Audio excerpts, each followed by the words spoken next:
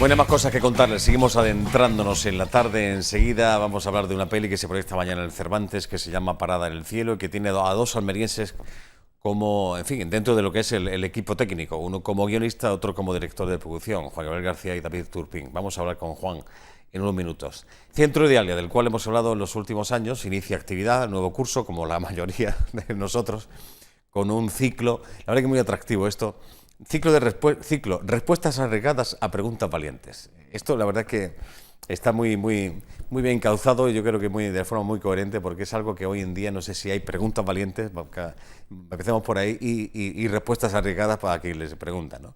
La conferencia con el que inicia el curso este viernes a las 8:30 tiene por título Pensar fuera del tiesto. Hay por ahí un cartelito, no sé si está a mano, que se ve un tipo, pues imagínense, con un tiesto de una maceta puesto como sombrero.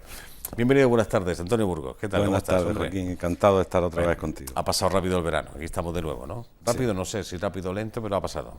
El tiempo me da la sensación de que se acelera con la edad.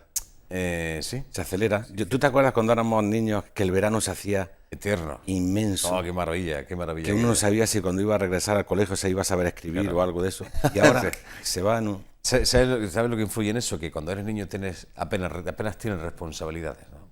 Entonces lo vives más intensamente, las cosas te llenan más, me da la impresión, ¿no? El juego, la edad del juego, te metes y te aíslas completamente. ¿Sabes otra cosita que pasa con la edad? Yo no sé si a ti te pasa. ¿Tú duermes menos que antes? Sí. ¿Sí? Pues eso quiere decir que vas también. cumpliendo algún año que otro. Se necesita dormir bastante menos que... Sí, pero es cierto esto, ¿eh? Sí, es curioso. Es verdad que antes tenés que poner despertador y parece ya el reloj interno que tiene uno dentro de esta cicla que te despiertas a la hora exacta prácticamente. Sí, es verdad. Bueno, oye, interesante este ciclo que habéis puesto en marcha, que comienza este viernes. Respuestas arriesgadas a preguntas valientes. Pero ¿quién pregunta? Ese es el tema. ¿Quién pregunta? Yo creo que pregunta el ser interior, el hombre interior. Yo creo que todos tenemos, creo que lo hemos comentado en más de una ocasión, ciertas preguntas latentes, algunas hechas, algunas ya racionalizadas, y otras potenciales, otras desde dentro. Yo creo que las buenas preguntas son siempre arriesgadas, porque chocan un poco con las respuestas convencionales que tenemos. ¿No tienes la sensación que a veces hay ciertas palabras o muchas palabras que nos atenazan de alguna forma? Que no nos dejan, en fin, descubrir las cartas, decir realmente lo que se piensa. Las palabras. Yo creo que las palabras, estamos en un mundo en el que primero hemos perdido muchas palabras. Cuando se pierde vocabulario, se pierde la posibilidad de expresar lo que uno tiene por dentro. Entonces hemos ido descartando palabras, y ahora con los nuevos medios de comunicación, con el WhatsApp, el SMS, etcétera. Al idioma se le está dando cada puntapié al pero castellano. Además de perder palabras, el sentido de las palabras se reduce. Entonces, teniendo un lenguaje tan rico como tenemos el castellano, que las palabras tienen una riqueza, una capacidad de polisemia enorme, se reducen a su mínima expresión, y entonces la gente solamente se deja llevar por la palabra en un sentido unívoco. Ya no hay un sentido más profundo, un sentido más amplio. Y eso limita al ser interior. Aquello del debate, de poder debatir sobre un tema, pero siempre y cuando se tenga argumento y se sepa argumentar, que eso es... Claro, o por lo menos se tenga la frescura interior de no hacer lo que... Me va a perdonar, pero lo que no hacen nuestros políticos, que no hay debate, hay monólogos cruzados. Es decir, tú puedes preguntarle lo que quiera a un político, que él te va a contestar lo que tiene programado contestarte. No te va a contestar a tu pregunta. Y a los tertulianos les pasa lo mismo. No hay un diálogo. Un diálogo significa la posibilidad de aprender lo que te falta, creo. Porque lo que ya sabes, ya lo sabes. Pero el diálogo lo que te permite es lo que el otro te dice, incorporarlo también a tu forma de pensamiento. Pero esto cuando en fin, en una rueda de prensa, que hay ruedas de prensa donde se pueden hacer preguntas, eso no se llama una rueda de prensa, eso es una conferencia, pero no es una rueda de prensa. Cuando no te dejan preguntar, no se llama rueda de prensa, ¿vale? Que quede claro esto. Sin embargo, hay que tragar, porque claro, el periodista de turno tiene que tragar, porque claro, si son las normas. O hay consenso y se levantan todos, y que le den al que da la rueda de prensa, entre comillas, o estás ahí, pues nada, tomas los 4 apuntes, prácticamente te dictan lo que tienes que mandar al periódico, o tienes que contar en la radio, en la televisión y punto. Y esto es lo que está ocurriendo, no me lo estoy inventando. Pero esto que decías tú de que se pregunta y ellos dicen lo que quieren, pero lo que tiene que hacer quien pregunta es volver a repreguntar. Sí, y te vuelven a contestar lo mismo. Pues bueno, hasta el punto de decir, bueno, pues vamos hasta aquí toda la mañana, hasta que usted me diga algo de lo que le estoy preguntando, ¿no? Sí. Digo yo. Debería de ser así, pero evidentemente no es. O sea, para mí es patético escuchar las entrevistas y los discursos, pero incluso entre los tertulianos, ¿no? No, está claro. Cada uno tiene su argumentario y lo repite, y lo repite, y lo repite, hasta que te saltan los plomos y lo asumes, porque hay gente que lo asume. Estaríamos con el pensar fuera del tiesto. Eso es lo de estar aleccionado, ¿no? ¿Es esto, Antonio? De llevar un guión ya preestablecido. Pero ¿sabes lo más curioso de este guión preestablecido? Cuando hablamos de este tema, que no sabemos que lo tenemos dentro. Es decir, hay guiones... Interesante eso. Habría que distinguir entre lo que es un modelo, yo tengo un modelo de algo y comparo mi realidad con el modelo, a otro modelo interno, que digamos que con el nombre más filosófico sería un paradigma de pensamiento, que lo tienes dentro, pero no sabes que lo tienes.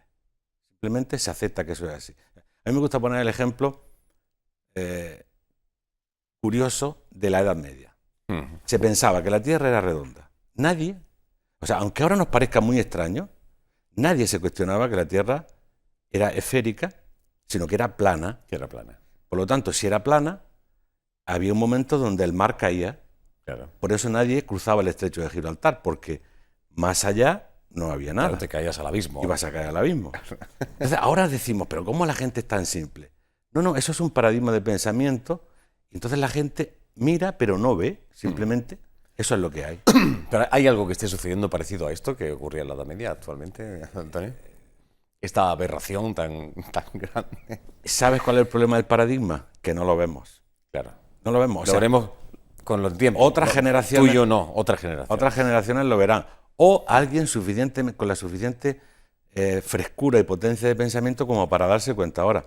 Pero todos nuestros conceptos sobre el trabajo, sobre la pareja, sobre los contenidos psicológicos del ser humano, al fin y al cabo, damos por hecho de que eso es así y nadie se le ocurre pensar que podría haber otra manera de enfocarlo diferente. Claro. O sea, estamos dentro de un paradigma. El tiesto lo llevamos puesto. El tiesto sí. Yo creo que el tiesto lo llevamos puesto. Entonces, detectar que nos hemos puesto... No es que somos inconscientes del límite. El ejemplo también que ponía es, si tú miras la calle a través de la ventana, tú estás viendo la calle, pero no eres consciente del cristal que hay en la ventana.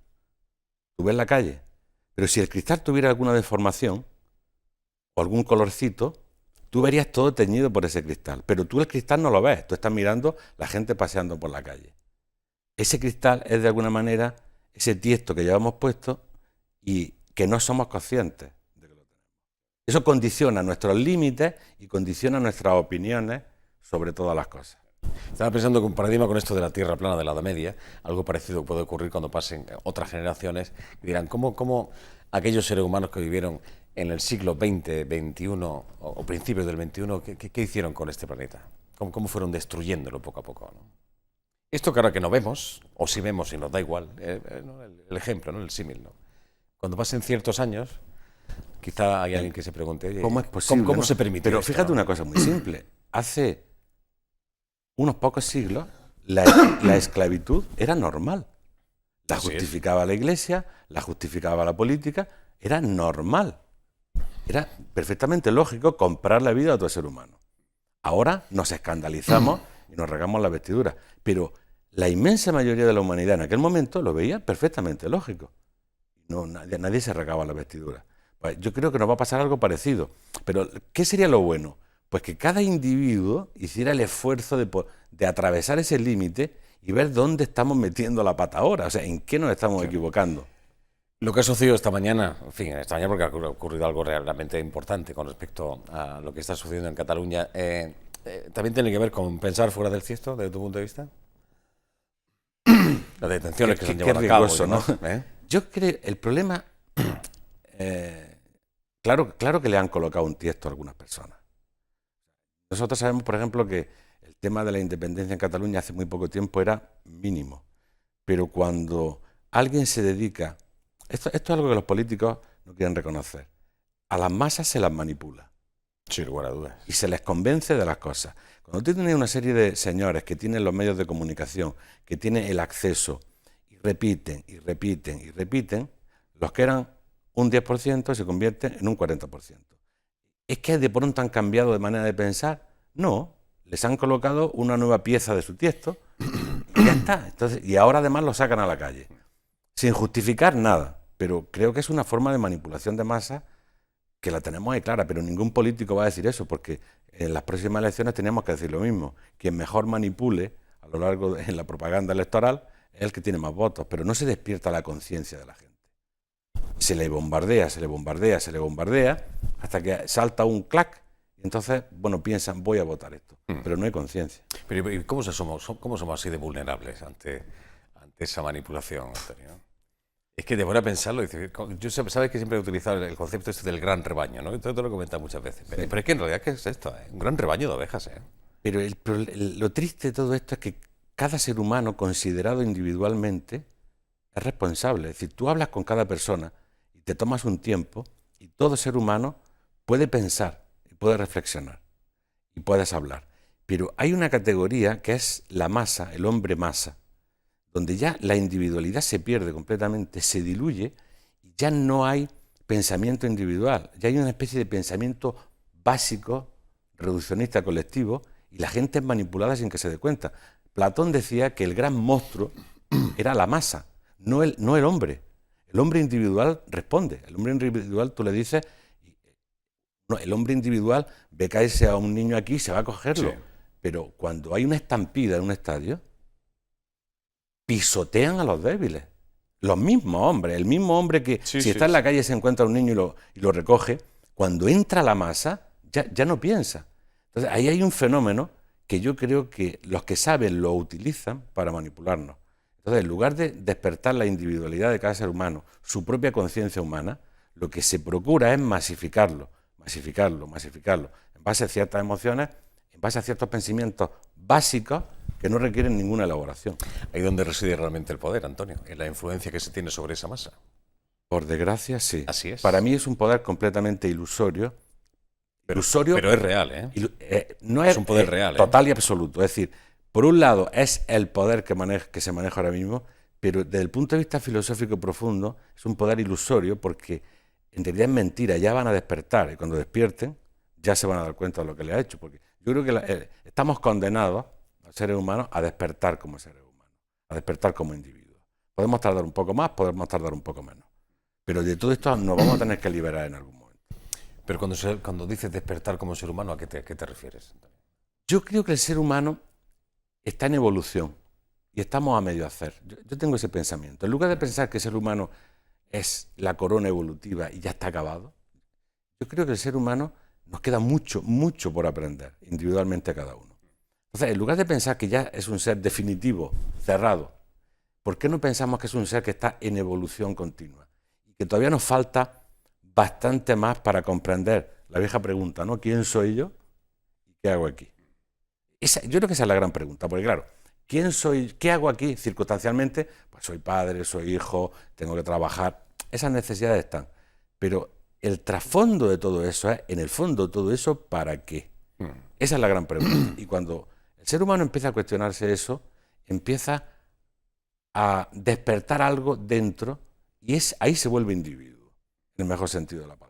Tú sabes esa teoría, de las muchas que hay, esta es una de ellas. No quiere decir que se crea o no se crea. Esto de que, en fin, somos un experimento de una raza, en fin, extraterrestre superior. A ver cómo funciona esto. Pusieron ahí una pequeña célula, sabiendo que se iba a reproducir. Bueno, y aquí estamos. Yo te voy a decir que yo también padecí esos dolores cuando era joven. También porque, claro, ante la falta de explicaciones coherentes, claro, hay mucha historia, buscas una respuesta. Mucha historia. Entonces dices, bueno, vamos a ver, pero si la vida es... ¿Sabes que la vida biológica es un imposible físico? La física te demuestra que por la entalpía y la entropía de los procesos es un imposible. No puede ser. La física sola no puede justificar la existencia de la vida biológica. Eso es un hecho, no es una teoría. Pero la vida existe. Luego, hay algo que la ha provocado. Claro, si la ciencia no te da respuesta sobre qué la ha provocado, uno busca la respuesta extraterrestre. O aparecen los dioses. O aparecen los dioses. Claro. ¿Y por qué no pensamos que hay una inteligencia detrás de la naturaleza? Estamos viendo. El árbol sabe cómo crecer. Las reacciones químicas saben cómo se tienen que hacer. Y el ser humano es inteligente. ¿Por qué? ¿Por qué hemos reducido la inteligencia aquí? Parece que solo puede haber inteligencia aquí. No hay otro lugar del universo, del cosmos, donde haya inteligencia. Y la vida nos demuestra que es inteligente. Por lo tanto, tal vez uno de los paradigmas que nos tiene bloqueado y miramos... El paradigma es que tú llegas y dices, no hay camino y te vuelves.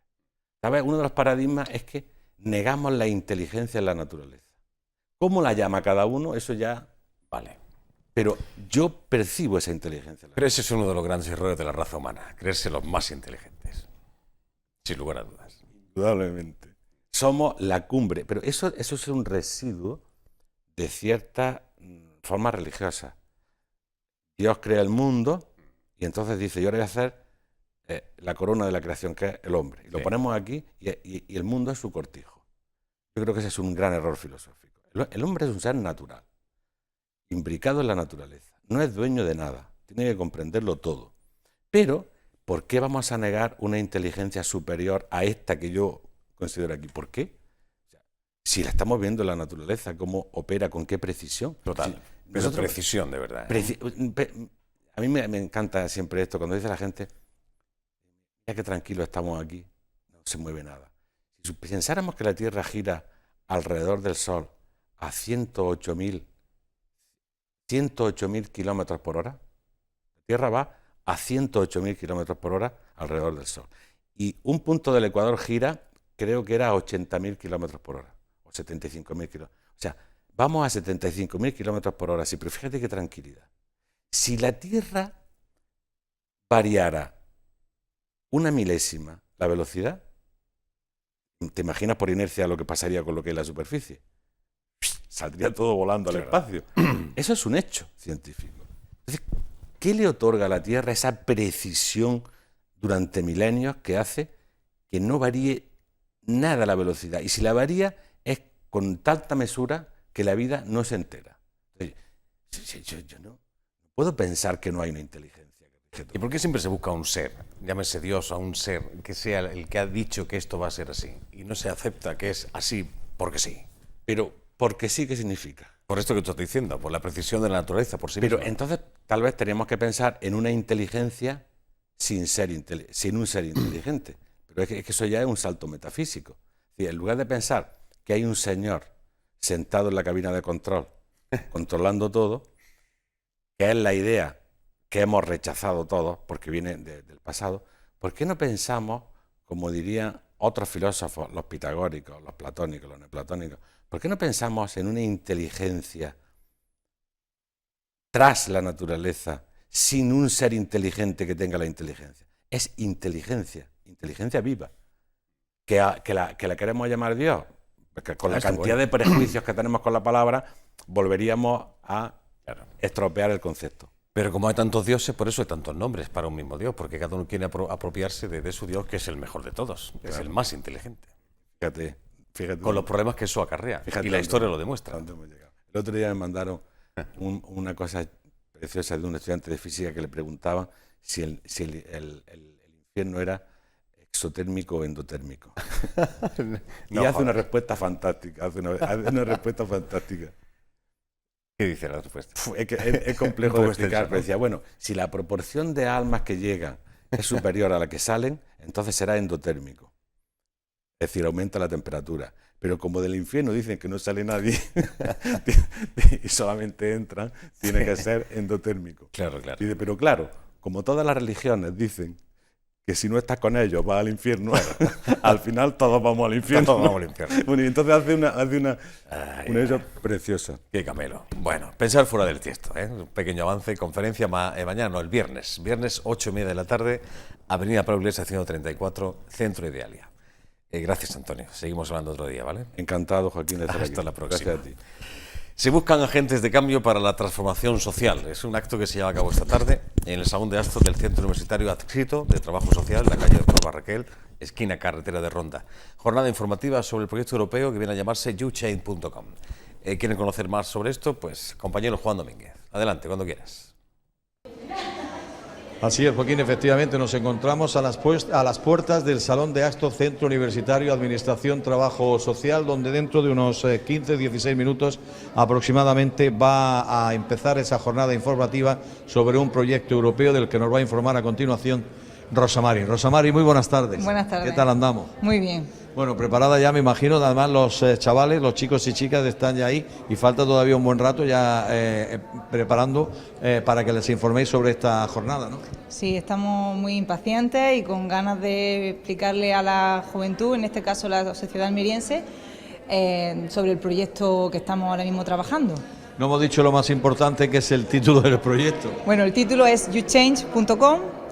El proyecto tiene dentro de su objetivo principal es empoderar a los jóvenes con dificultades sociales y económicas, pues para que presenten un proyecto de intervención utilizando los espacios que nos puedan ofrecer lo que es la administración local.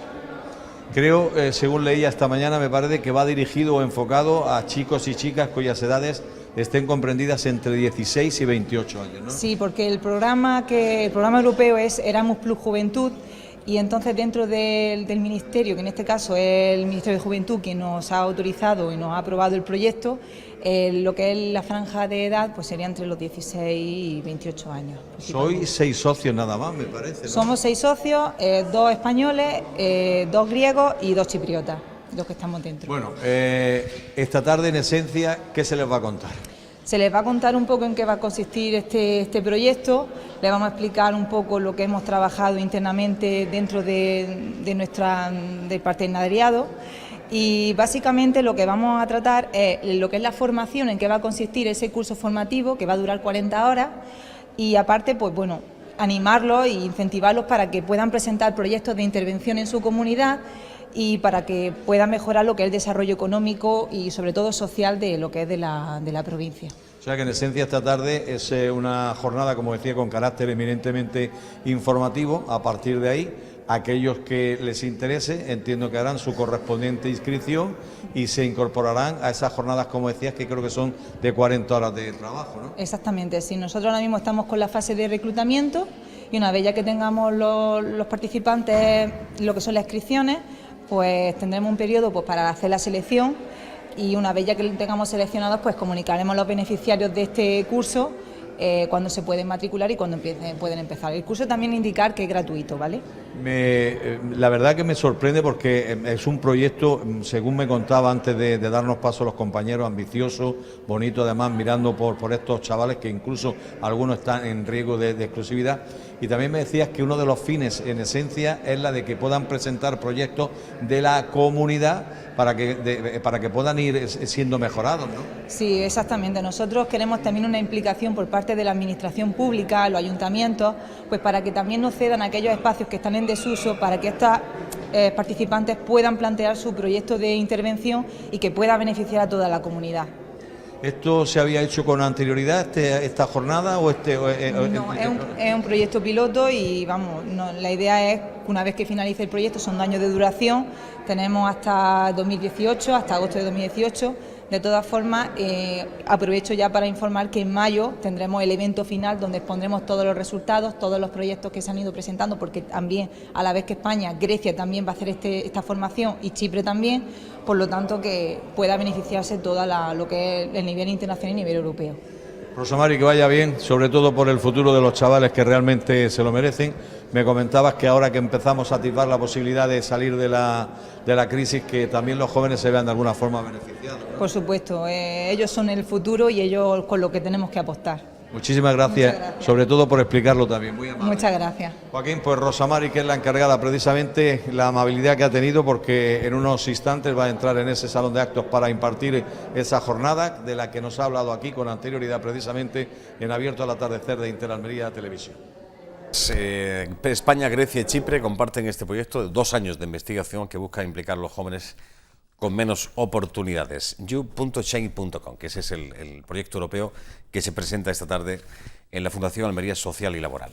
El mundo del cine. Mañana hay una proyección que espero no se pierdan, más que recomendable. Hay 2 sesiones, por si no pueden ir a la primera, que es a las 7 de la tarde, veo por aquí. Hay otra a las 9:30 en el Teatro Cervantes. Una película de la cual hablamos en su día, pero vamos a retomar. Tiene presencia almeriense, como les llevo contando durante la semana, el equipo técnico formado por el guionista y director de producción respectivamente, Juan Gabriel García y el amigo David Turpin. Un pequeño fragmento del tráiler, lo vemos. Adelante.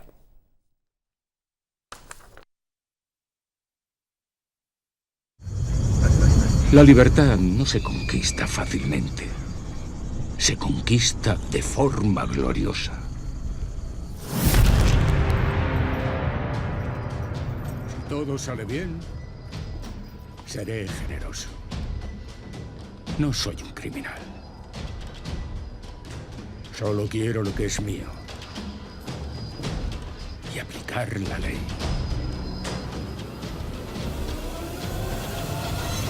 Mi ley.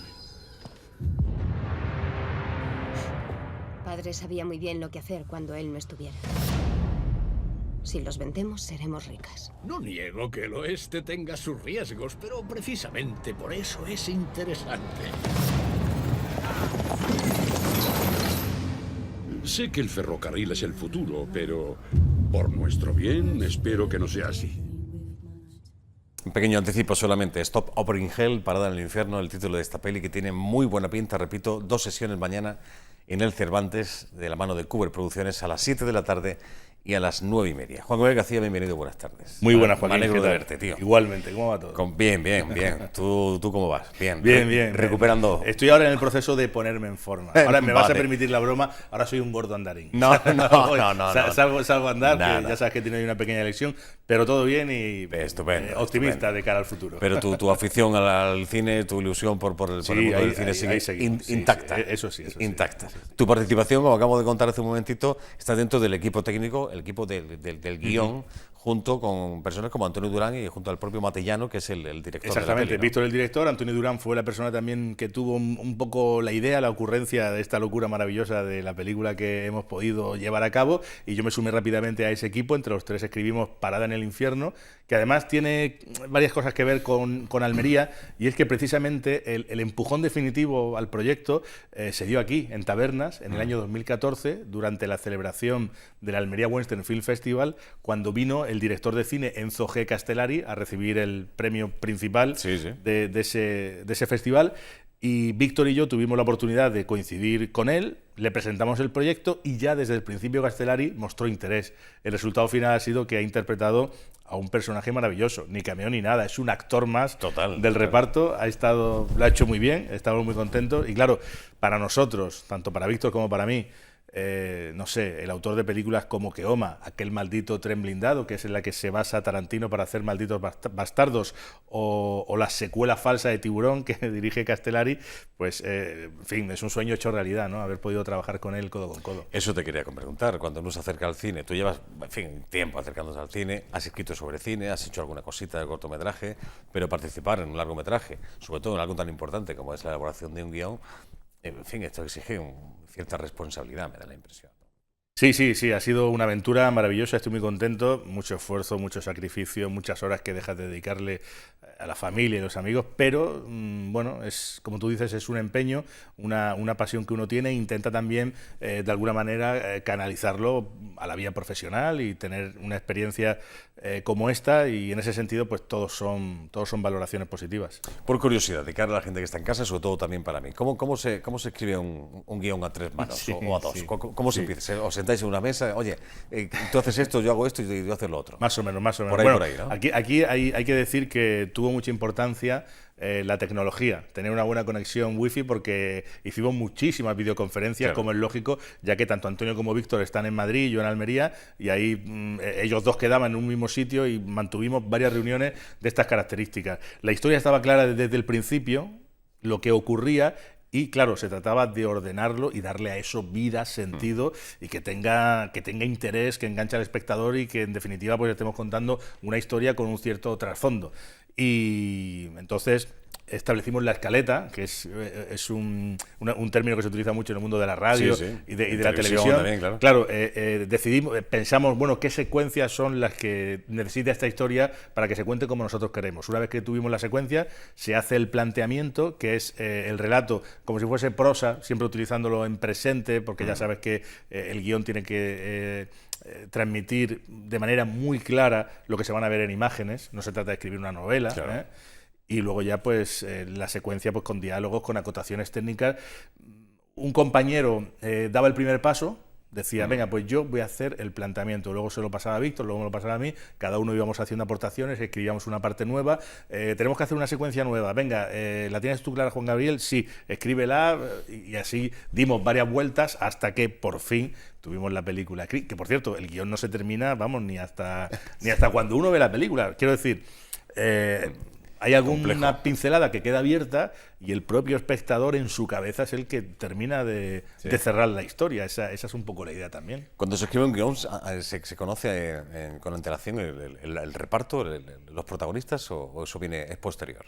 Eso tendría que ser mejor Víctor el que lo respondiese, el director, pero sí es cierto que había una serie de personajes que ya se sabía que iba a interpretar ese actor.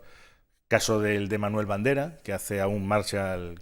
que vamos, Bandera, el actor malagueño. El actor malagueño, exacto. Nada tiene que ver con Antonio, no son parientes. No. Que le queda el uniforme de Marshall que ni pintado. O el caso del propio Castellari, que ya desde el principio sabíamos que iba a ser un, lógicamente, inmigrante italiano que ha ido a conquistar el oeste vendiendo betunes. Pero realmente se dedica a otra cosa, que eso ya se tendrá que ver la película para que se sepa. Otro trocito del tráiler. Si sois tan amables, compañeros, vamos a verlo. Adelante. ¿Y el resto de su pelotón, coronel? Todos muertos. No tuvieron tanta suerte. Parece que yo tampoco la tendré. Tiene usted mucha razón. Hoy no es su día de suerte. Cuba, por favor. Todo el mundo gritaba. ¡Todos! Era como un efecto dominó. Uno empezaba a gritar y el siguiente gritaba más fuerte y así hasta que todos ellos gritaban.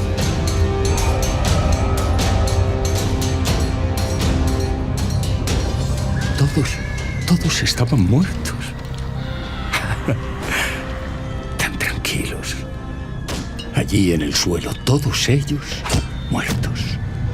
No tuve más remedio que acabar con aquel concierto infernal. Os cuento esto porque no me gustaría que algo así os pasara a vosotros.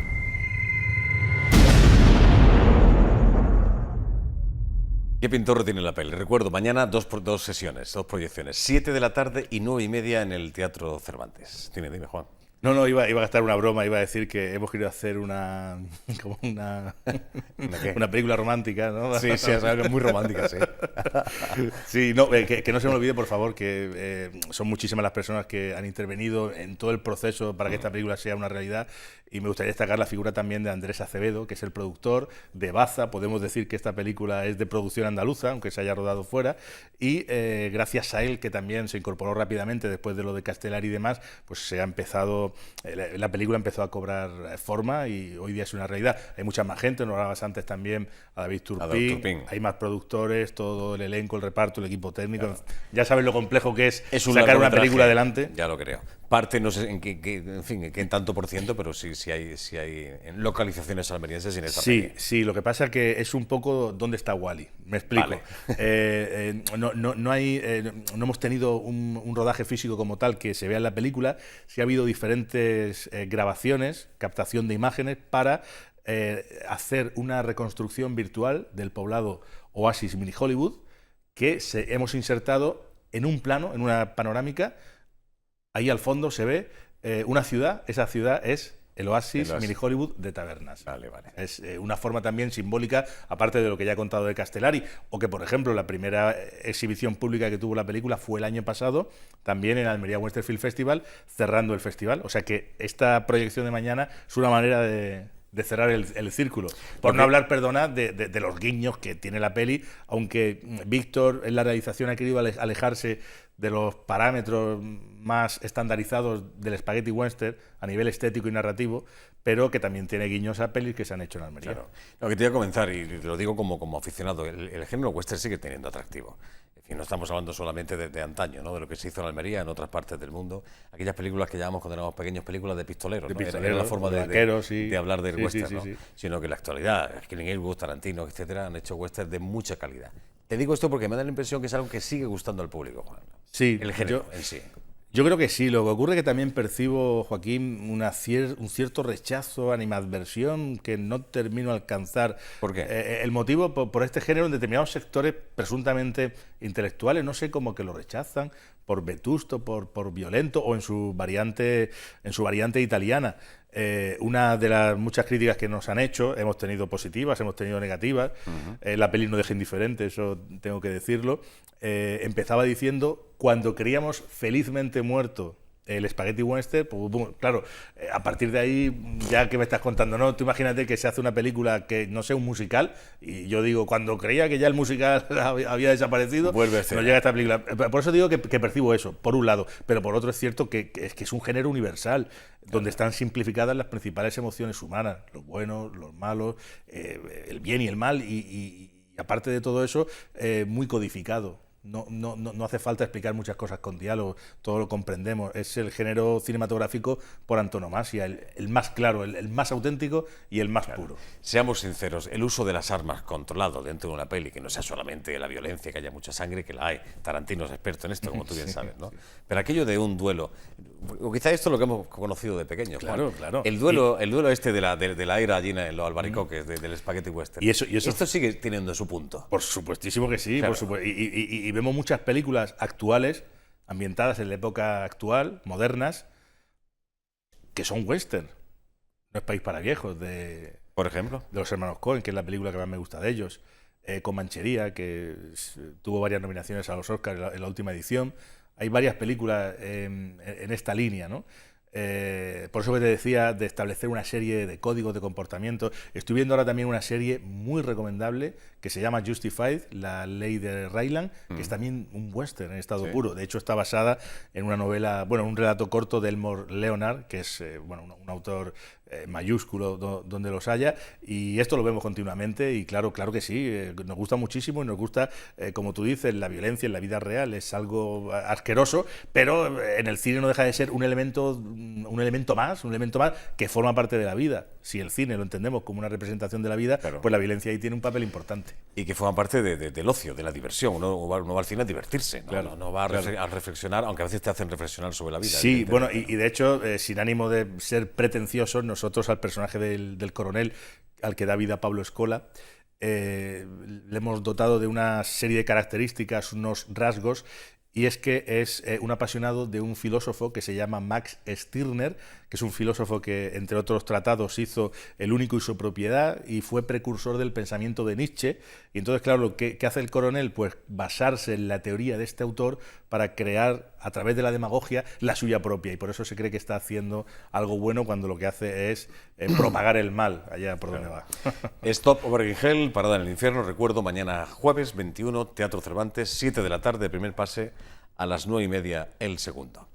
Que estará el director. Haremos coloquio. ¿Sí? Sí. Viene Víctor y, Vale. y Luego- si no falla el tren. Después de la proyección, el tren. Pues entonces, si te tienes que Que fiar... siempre que voy a Madrid gasto la broma de... me gusta mucho venir a Madrid porque venir en tren es como viajar en los años 80, ¿no? Como poco. Si tienes que fiarte de la puntualidad de nuestros trenes... Bueno, esperemos que mañana vamos llegue a ver el coloquio para que y Víctor el esté aquí. director. No, pero en fin, el típico, ¿no? Que después de la proyección se pueda hablar con vosotros, preguntar y claro. demás, ¿no? Además, nos gusta mucho para conocer las sensaciones del efectivamente. público, es muy enriquecedor, sí. Al margen de esto, antes de que te marches, quisiera preguntar también por un proyecto, es un documental también relacionado con el cine, evidentemente. Almería 1975, el cine que nos hizo libres. ¿En qué punto está esto? En el penúltimo, antes de que pueda verse la película ya terminada, que eso será, si todo va bien, en el mes de noviembre. Está ya en fase de postproducción, tenemos ya el montaje cerrado a falta, bueno, pues de los retoques típicos de esta fase. Y es también un proyecto impulsado por Kiko Medina y producido por él, que tengo la suerte de dirigir, y muy ilusionado porque ya sabes que es una especie de arqueología cinematográfica de sacar aquellas películas del llamado cine independiente que se presentaban en la clandestinidad en el tardofranquismo y que apostaban ya por un cambio político y porque se derrocase la dictadura. No es que fuesen especialmente reivindicativos o vehementes, pero en sus películas sí estaba implícito un espíritu de libertad absoluta. ¿Qué temática había en esas pelis? ¿Qué se contaba? Muy variada, muy variada. Había desde historias de ficción hasta documentales, por ejemplo, uno de ellos, fíjate, Viaje a la explotación. Viaje a la explotación del año 74 habla de la inmigración magrebí en Barcelona.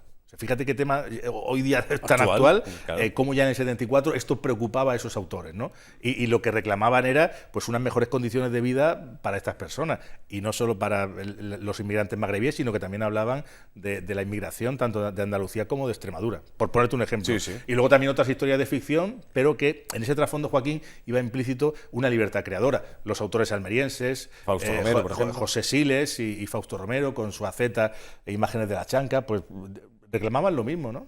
Claro. Interesante. ¿Hay fecha aproximada de proyección? Mitad de noviembre. Mitad de noviembre, no puedo, más o menos. Ya, Bueno. ya, va ligado al Festival Internacional de Cine de Almería porque ganó el premio a Mejor Proyecto de Producción el año pasado, entonces el festival próximamente lo comunicará. Así lo contaremos. Me alegro de verte, Juan, que vaya bien. Igualmente, como siempre. Hasta la Muchísimas próxima. gracias. Recuerdo, la proyección de la peli está Parada en el infierno, 7 de la tarde, 9:30. Mañana jueves, Teatro Cervantes. 17ª Semana Cultural Casco Histórico. Le contamos, la presidenta Magdalena Canté nos contaba resumidamente la programación, diferentes conferencias, charlas. La de esta tarde muy interesante, tiene que ver con el Casco Histórico de Almería, la imparte el decano del Colegio de Arquitectos, José Eulogio Díaz Torres. Intervenciones estratégicas en el Casco Histórico de Almería y su entorno. Nos atiende en un minuto. Juan Domínguez, de nuevo contigo. Sí, así es, Joaquín, efectivamente. Intervenciones estratégicas en el casco histórico de Almería y en los alrededores es el título de la conferencia que, con motivo de la 17ª Semana Cultural del Casco Histórico de Almería, va a impartir don José Díaz Torres, que es el ilustre decano del Colegio de Arquitectos de Almería. Don José, muy buenas tardes. Buenas tardes. Bueno, una vez más en el programa, ¿no? Una vez más en el programa, hablando de las colaboraciones del Colegio de Arquitectos de cara a la sociedad, para abrir debate y exponer nuestro punto de vista. Entiendo que los espectadores que nos estén viendo en este momento, la primera pregunta que se estén haciendo, ¿de qué va esto de las intervenciones estratégicas? Pues mira, el enfoque que debí dar a la ponencia que nos pidieron desde la Asociación de Vecinos del Casco Histórico va sobre, es una metodología de trabajo que se están aplicando en otras ciudades con éxito, de cómo han enfocado la necesidad de rehabilitar y revitalizar los cascos históricos. Voy a hablar del ejemplo de Vitoria, es un ejemplo de trabajo durante 40 años. Ha funcionado muy bien. Efectivamente, Vitoria es un ejemplo en urbanismo, tanto en rehabilitación de casco histórico como en nuevos crecimientos de la ciudad. Es una de las ciudades con un índice de calidad de vida más alto del mundo y es debido a su apuesta urbanística y entre ellas la rehabilitación y revitalización del casco histórico, en la que llevan trabajando 40 años desde un punto de vista integrador y de una gestión integral, donde han participado todos los agentes sociales. Ha habido colaboración entre administraciones, ha habido implicación ciudadana y ha habido también implicación de profesionales, de universidades y de investigadores para poder sacar adelante ese proyecto. ¿Por qué a veces nos cuesta tanto a los seres humanos aprender de aquello que se está haciendo bien en otros lugares? Pues la verdad es que no lo sé. Hace poco también tuve la oportunidad de hacer un artículo de opinión sobre el Hospital Provincial y hablaba de lo bueno de aprender de la experiencia de ciudades cercanas. Y en este caso comparé la experiencia del Hospital Provincial de Almería con la del Hospital Militar de Granada, que se ha convertido en Escuela Técnica Superior de Arquitectura después de varios años de proyecto, que es Premio Nacional también de Arquitectura, ese proyecto, y ha conseguido con esa intervención rehabilitar en gran parte todo el barrio del Realejo, que era un barrio de Granada que hace décadas estaba pues, en una situación pues, un poco de más abandono. Entonces nosotros Almería tiene la posibilidad, tiene la suerte y la no suerte de, como no se ha hecho todo lo necesario durante estos años en el casco histórico, tenemos la suerte de tener todas las oportunidades para poder ahora empezar a trabajar y tenemos también la suerte de poder mirarnos en el espejo de aquellas ciudades que han hecho intervenciones con éxito, aprender de esas intervenciones exitosas y poder aplicarlo a nuestro modelo, porque todas las ciudades son distintas, tienen sus peculiaridades, pero sí se pueden aplicar criterios de intervención exitosos para nosotros conseguir que nuestro casco histórico se revitalice. Entiendo y que para ello sería fundamental el que hubiese nexo de unión entre las distintas instituciones políticas, entre colegios, por ejemplo, como vosotros, incluso la sociedad que se vea también implicada, para que tenga el mayor consenso posible, ¿no? Completamente de acuerdo. Una de las cuestiones en las que voy a incidir y en las que, en su caso, como he dicho, Vitoria también ha funcionado, es la necesidad de implicar a todos los agentes. Es decir, estamos hablando de que los agentes políticos, las administraciones, tienen que colaborar entre ellas, desde las subvenciones que se dan, desde sobre todo el programa FEDER y el programa FSE de Europa, la administración estatal, las autonómicas y las locales y las diputaciones provinciales, por supuesto, todas las administraciones se han puesto a trabajar en una misma línea. Aquí en Almería es deseable que eso también ocurra, pero no solamente hay que colaborar a nivel de administraciones. es necesario implicar a la ciudadanía desde un punto de vista de participación real, y esa participación debe ser moderada porque la ciudadanía también, una cuestión que voy a plantear esta noche, es que no todos estamos preparados para hablar de todo, pero sí es importante darle la voz a la ciudadanía y moderar esos planteamientos, y no solamente implicarlos desde un punto de vista inicial, desde la idea, sino implicarlos también desde el punto de vista de la gestión final. ¿Por qué? Porque para que un proyecto funcione es necesario la concienciación y el sentirlo como propio, el que el ciudadano se reapropie de los espacios urbanos. Entonces, estamos hablando de que participan las administraciones, participa la ciudadanía, pero por supuesto los colectivos profesionales, las universidades, los investigadores, todo lo que es la parte más científica que puede aportar su conocimiento y su experiencia, también es fundamental que haga un papel colaborador y de asesor técnico para llevar a buen pie todos esos planteamientos que desde la administración y desde la participación ciudadana se quiera llevar a cabo. Una última cuestión. Hemos tenido de fondo en toda esta entrevista un montón de cuadros y entiendo que se estarán preguntando los espectadores en este momento qué desorganizado tiene en el colegio. No, tiene un fundamento y una base. Estamos abiertos por obras, como se suele decir, estamos abiertos por obras. Sí, vamos a ver, estamos ya entre bambalinas preparando la Semana Cultural del Colegio de Arquitectos de Almería, que se va a inaugurar el lunes 2 de octubre, coincidiendo con el Día Internacional del Hábitat. Desde hace muchos años el Día Internacional de la Arquitectura se viene celebrando el primer lunes de octubre, que coincide con el Día Internacional del Hábitat, y nosotros pues hemos retomado nuestra actividad cultural aprovechando esa circunstancia. Y vamos a iniciarla el día 2 de octubre a las 6 de la tarde, donde se hará la lectura de un manifiesto, realizando con la defensa de la arquitectura y del hábitat, y donde posteriormente a las 6:15 nuestro compañero José Ramón González va a exponer la tesis doctoral sobre la Universidad de Almería, que es uno de los mejores ejemplos de arquitectura contemporánea que tenemos en la provincia y que está como un poco olvidada o no suficientemente puesto en valor. Y aprovechando la lectura y la exposición de esta tesis doctoral, posteriormente vamos a inaugurar la exposición de don Carlos Pérez Siguier de fotografías precisamente sobre la Universidad Laboral.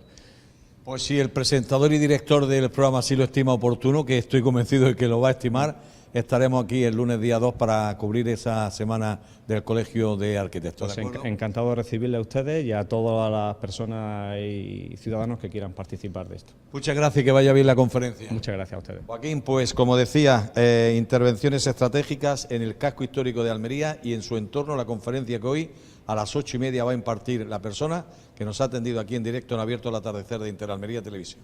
Así es, no en el salón de actos del colegio donde nos ha atendido, sino es en el edificio Almeraya, en la calle Almedina número 16, donde imparte la conferencia por si quieren acudir. Por cierto, mañana muy interesante, ya lo adelantaba la presidenta de la asociación, Magdalena Cantero, un señor que se llama Pedro Salmerón, para hablar de la Alhambra Verde. Esto puede sonar un poco extraño, hablamos de, en fin, el tema medioambiental que rodea el monumento más visitado de nuestro país. Arquitecto del plan redactor del conjunto monumental de la Alhambra. También en ese mismo edificio, a ver si mañana podemos hablar con él, me parece una cosa muy interesante por aquello de la recuperación, que es de lo que se trata, de ese fantástico parque que es el de La Hoya, que está a espaldas de la Alcazaba. Gracias, José, por atendernos. Última pausa, enseguida estamos de vuelta. Hasta ahora.